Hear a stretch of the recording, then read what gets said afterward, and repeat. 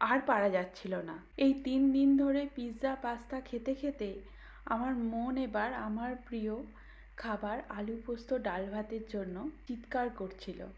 তাই সকাল সকাল চলে গেছিলাম ইন্ডিয়ান মার্কেটে। আমরা সবাই বাইরের খাবার খেতে খুব পছন্দ করি, কিন্তু 2 দিন খাওয়ার পরেই মনটা যেন সেই আমাদের ভালোবাসার জায়গা আলু সিদ্ধ ভাত, ডিম সিদ্ধ আর পোস্ত ভাজার দিকে ছুটে যায়। অন্তত আমার তো দেয়। এই দীর্ঘ 3 দিন ধরে বাইরের খাবার খেয়ে আমি সত্যিই আর পাচ্ছিলাম না।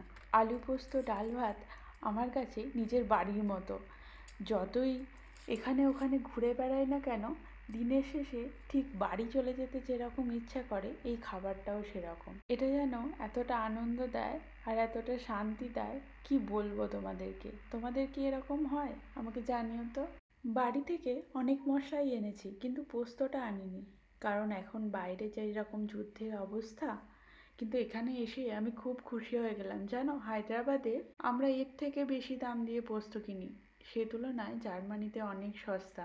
এই খাবারটা হচ্ছে আমার সবচেয়ে বেশি ভালো লাগার আর একদম কমফর্ট ফুড বলতে পারো। আমার যখন শরীর খারাপ হয়, মন খারাপ হয়, এমনকি কোথাও ঘুরতে গিয়ে কিছুদিন পরেই আমার মনে হয় যে এই খাবারটা আমার খুব লাগবে, আর এটা খেলেই আমার একদম মন ভালো হয়ে যায়। তোমাদের কি এরকম হয়? তবে জার্মানিতে বসে এরকম আলু পোস্ত ভাজা দিয়ে আর ডিম সিদ্ধ দিয়ে ভাত খেতে কিন্তু মন্দ লাগে না, দারুণ লাগলো। তোমরা জানিও তোমাদের ভিডিওটা কেমন লাগলো। দেখা হবে পরের ভিডিওতে।